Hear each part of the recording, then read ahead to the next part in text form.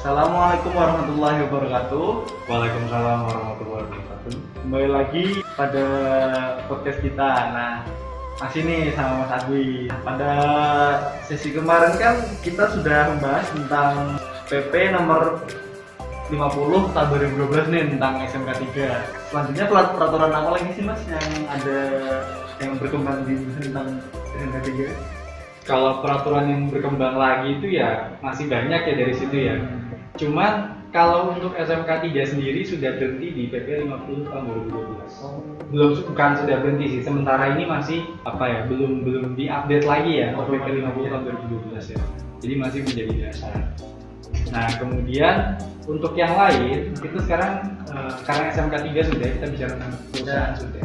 Kita juga harus bicara tentang lapangan Di proyeknya sendiri. Maka kemudian muncullah Permen PU itu yang nomor 5 tahun 2014 tentang SMK 3 konstruksi bidang PU. Itu bedanya apa sih sekarang sama-sama SMK 3 tuh? Iya, sama-sama SMK 3 tapi SMK 3 konstruksi bidang PU ini akan mencoba menghubungkan bahwa SMK 3 ini diletakkan di versi kegiatan proyek. Kalau berarti kalau tadi kan konstruksi. SMK 3 diletakkan di bidang usahanya. Jadi bukan skala perusahaan tapi dia di proyeknya bisa, SMK di proyeknya bisa tapi ranah manajemen. Di manajemen.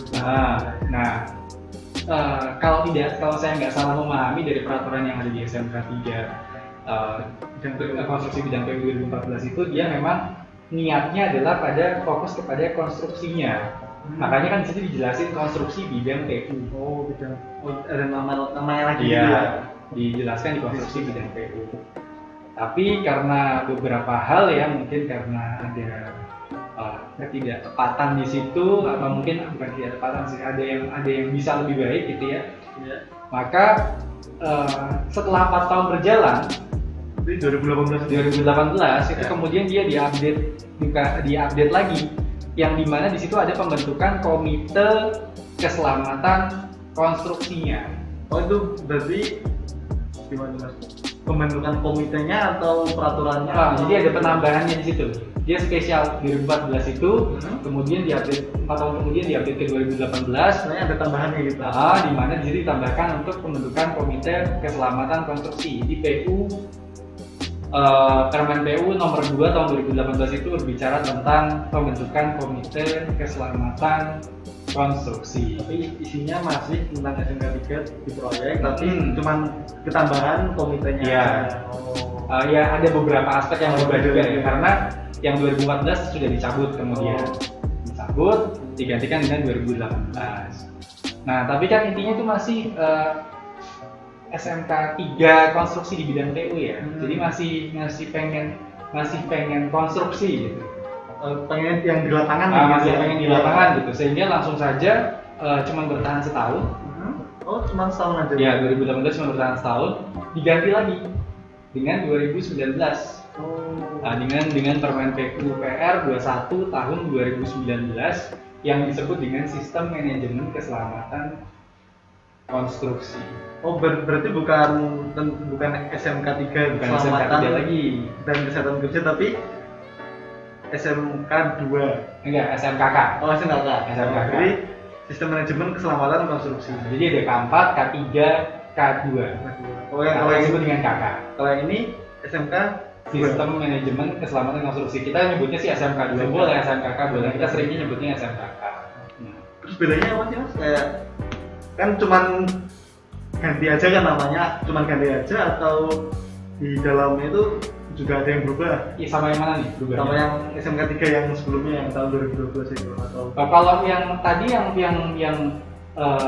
PP 50 tahun 2012 itu dia masih menjadi SMK 3 sampai sekarang. Masih menjadi seperti dan itu menjadi patokan bagi OSAS 18001 yang kemudian sekarang sudah diperbarui menjadi ISO 45001. 45001 bukan 64000. Kalau kemarin di sesi sebelumnya kayaknya saya nyebutnya 54000, sekarang 45000. Mohon maaf saya masih balik gitu ya. Jadi perbedaannya apa sih SMK 3 sama SMKK? Kalau kita lihat ya, sebenarnya yang kita cari jangan perbedaannya, tapi Karena memang sebenarnya satu payung. Oh, untuk Payungnya adalah Undang-Undang Dasar 45. yang tadi pasal 27 Nah, itu ya. memang banyak sekali orang yang sering tanya gitu ya, perbedaannya sih apa sih? Ditanya ke saya, perbedaannya terus SMKT dengan SMKK apa? Beda sih, tapi kenapa sih kita cari perbedaan?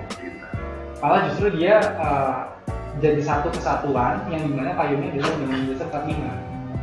Tapi memang keintiannya beda. Keintiannya beda. Jadi memang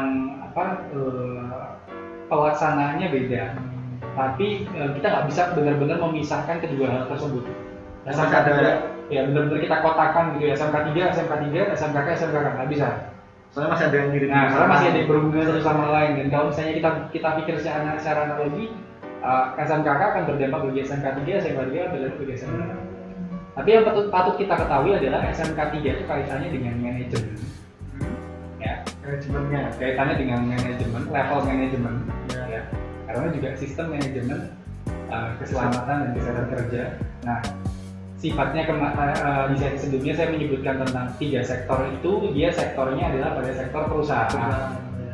Nah, kalau yang SMKK ini, sistem manajemen keselamatan konstruksi ini adalah levelnya level project, jadi level mikro. Itu paling kecil sendiri. Ya. Nah, dia kaitannya sama keteknikan. Jadi kalau SMK 3 kaitannya dengan manajemen, masih ada kaitannya dengan manajemen ya, kesehatan. Kalau ini kaitannya dengan keteknikan. Jadi segala sesuatu yang berhubungan dengan konstruktif. Oh, berarti kayak bahas tentang metode kerja, alat-alat. Betul sekali. Metode kerja, alat-alat. Tapi nggak cuma APD gitu. Enggak.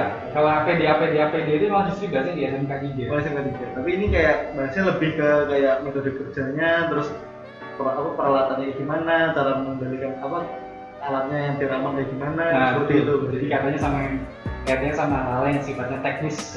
Oh. Jadi di sini sudah sangat spesifik. Kalau kita bicara SMKK, berarti itu adalah sesuatu yang harus diaplikasikan di lapangan saat kegiatan konstruksi. Jadi runtutan tadi itu dari sesi-sesi awal hingga saat ini Ya. kita bisa melihat perbedaannya. Kita masih bicara tentang SMK 3 pada bidang konstruksi gitu ya. Terus kemudian sekarang sudah spesifik untuk Teknisnya. keselamatan konstruksi aja gitu. Ya, itu yang harus kita laksanakan. Jadi SMKK sendiri memang rumit ya sebenarnya, karena sekarang ini dia sudah menjadi kewajiban bagi setiap bagi dilaksanakannya proyek. Ya. Kalau misalnya saat tender kita tidak menyertakan SMKK, saya bahas dulu. Kalau SMKK itu punya dokumen. SMKK kan Sistem Manajemen Keselamatan Kesehatan Kerja. SMKK itu Sistem Manajemen Keselamatan Konstruksi. Ya. Dia punya dokumen. Dokumennya disebut dengan RKK, Rencana Keselamatan Konstruksi. Kalau dulu SMK 3 itu juga punya dokumen, namanya RMK 3. Oh, RMK 3. Gitu. Itu ketika tender itu gimana, Pak? RMK 3K. RMK 3K. Jadi kalau misalnya kalau yang RMK 3K tadi, kalau tender ada atau tidaknya itu tergantung dari kerangka acuan kerja atau term of reference. Kalau misalnya dari owner atau dari user menghendaki itu dicantumkan di RKS, karena biasanya dia nempel sama RKS nih. RMK 3K dia nempel sama RKS. Kalau memang dia diminta sama owner atau user, ya harus dicantumkan. Tapi kalau tidak pun ya nggak apa-apa. Semisal user sama ownernya nggak minta ya nggak masalah. Tapi kalau misalnya untuk RKK, mau usernya minta, usernya tidak minta atau ownernya minta, itu sudah menjadi kewajiban apabila project itu apabila kontraktor itu ingin menang tendernya. Iya, menang tender. Itu berarti maksudnya isinya tentang teknis-teknisnya kita melakukan itu ya. Kalau teknisnya kita akan membuat sendiri di situ. Jadi RKK itu adalah rencana kita. Misalnya saya berencana nih, rencana. Kita pengen melaksanakan project nih ya. Kita melaksanakan project, saya sebagai kontraktor saya harus memberikan kepada panitia lelang ini loh saat unboxing saya jelaskan ini loh apa namanya rencana keselamatan konstruksi kita akan pasang ini, kita akan pasang ini, kita akan pasang ini, tapi tidak ada ketentuannya, nggak ada ketentuannya kamu harus begini, harus begini, harus begini, itu nggak ada ketentuannya. Beda sama PP 50 2012 dia punya indikator. Kalau SMKK nggak punya indikator, nggak punya patokan. Jadi kalau misalnya kita sebagai kontraktor ya, karena jadi gini, RKK itu harus dibuat oleh pihak-pihak yang terutama yang pada pelaksanaan. Ya, dia harus dari pihak-pihak yang pertama dari pelaksanaan. Kalau misalnya saat pelelangan, saat tender, kita tidak mencantumkan RKK itu maka tidak bisa menang.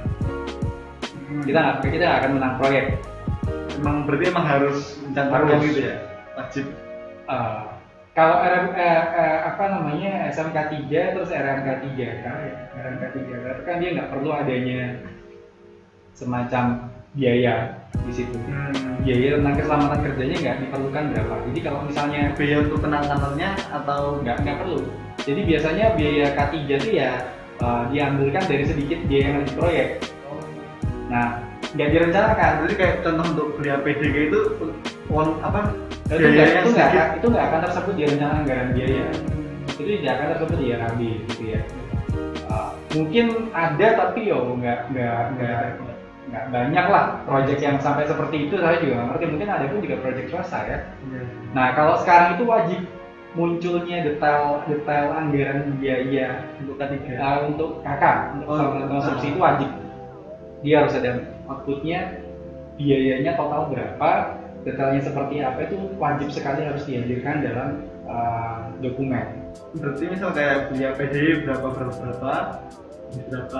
ya, terus kemudian untuk safety-nya di lapangan, misal kayak pas beli jaring ya safety net gitu ya, itu juga harus tersebut di situ angkanya berapa. Nah yang dimana angka-angka tersebut nanti kalau misalnya nggak kita sebutkan, biaya kita sebutkan 0 gitu ya. Nah itu juga akan membuat kita nggak menang gitu. Jadi nanti ketika di pelelangan akan muncul ada atau tidak ada gitu ya, ada atau tidak ada, atau misalnya ada kuantitasnya berapa, itu akan muncul seperti itu. Jadi itu yang akan menjadi parameter ketika kita ikut lelang dia menang atau enggak itu dari adanya RKK itu, dia menjadi patokan. Jadi makanya sekarang SMKK itu penting sekali. Makanya kalau kita lihat tuh banyak sekali webinar yang dimana dia menjelaskan tentang keselamatan konstruksi seperti apa berikut dengan apa istilahnya kecil gitu ya. Jadi memang harus sangat detail sekali ya. Iya betul sekali. Sekian mungkin pada sesi kali ini. Terima kasih Mas Adi sudah menjelaskan tentang mulai dari SMK 3 serta SMKK yang sudah mengerucut kepada konstruksinya gitu ya. Sekian untuk sekali ini, terima kasih sudah mendengarkan podcast kami. Terima kasih. Wassalamualaikum warahmatullahi wabarakatuh. Waalaikumsalam.